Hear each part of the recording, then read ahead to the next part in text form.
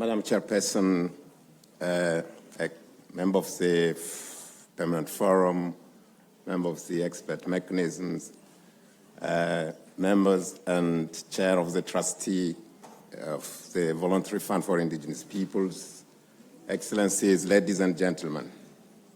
I'm honored to address the 25th session of the Permanent Forum and to join this dialogue on human rights situation of Indigenous people.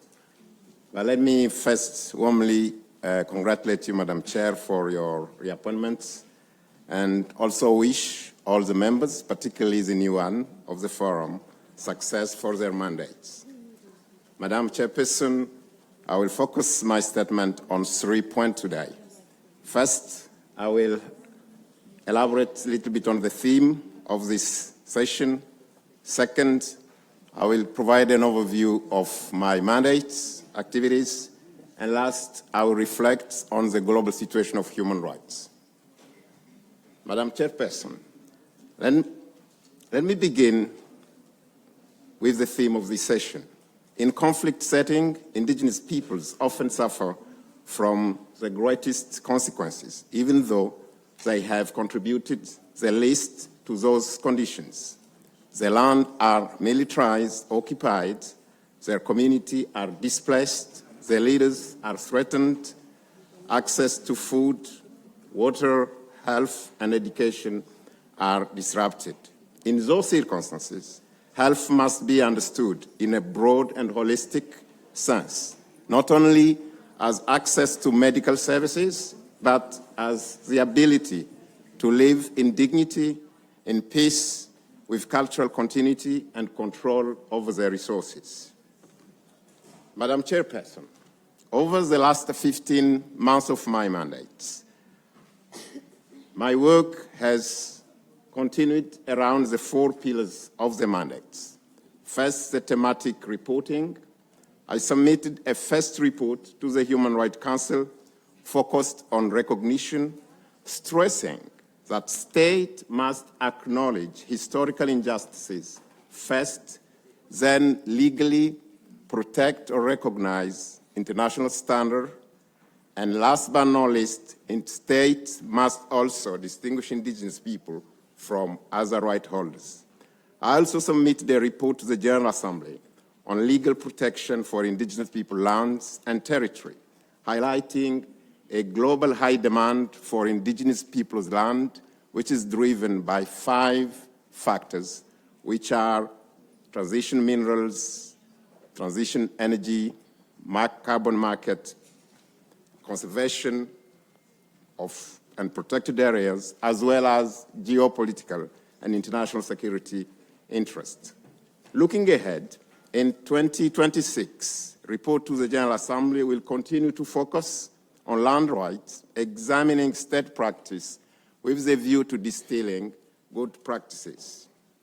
I'm also preparing the report to the Human Rights Council on historical and contemporary violation of reproductive health and rights of Indigenous women and girls. This is a matter that victims themselves have brought to the mandate as an agency seeking greater recognition, accountability, and redress.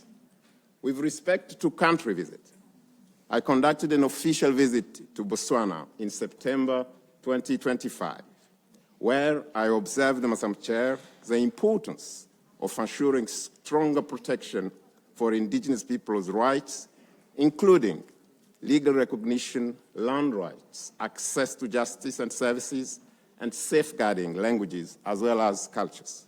I'm also preparing an official visit to Australia, and I take this opportunity to thank the government of Australia. At the same time, I wish to acknowledge with appreciation the invitation extended to my mandate by Brazil and Guatemala, but unfortunately, I couldn't take those missions because of budget constraints. The communication, Madam Chair, remains one of the mandate's most important tools for protecting Indigenous people's rights. Over the last 15 months, the mandate have sent out over 65 communications to states, private entities, and other non-state actors for alleged violations of indigenous peoples' rights.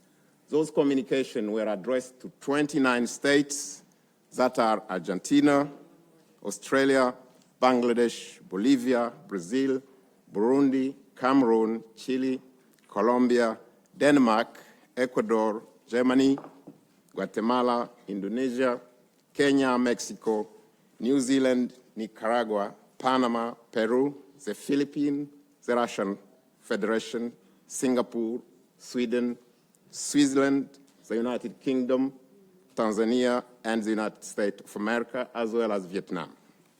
In addition to state, Madam Chair, my mandate has decided to also engage private companies.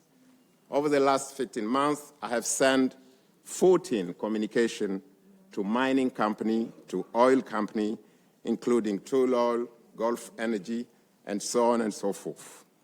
Madam Chair, the case received by my mandate show a trend of worrying 5 factors that I here would like to highlight. First, there is a trend of regression.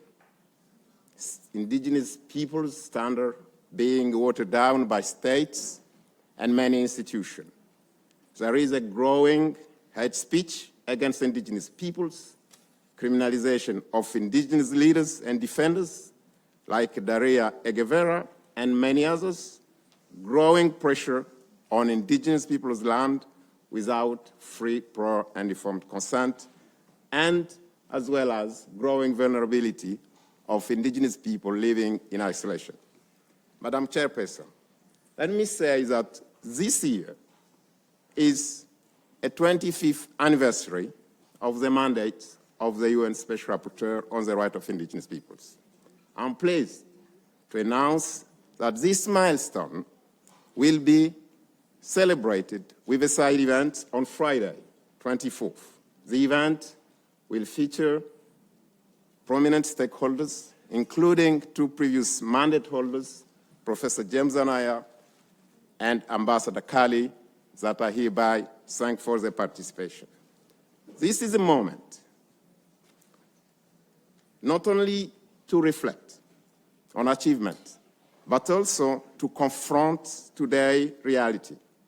We are living through a period in which human rights standards are increasingly questioned and multilateralism is itself under pressure. Because indigenous peoples' rights are deeply rooted in international law, they are especially vulnerable when international norms are weakened, resisted, or ignored. And yet, indigenous peoples are not obstacle to development. They are not obstacle to climate change. They are not obstacle to conservation. They are not obstacle to peace. They are right holders, partners, and indispensable actors in building just, sustainable, and peaceful societies.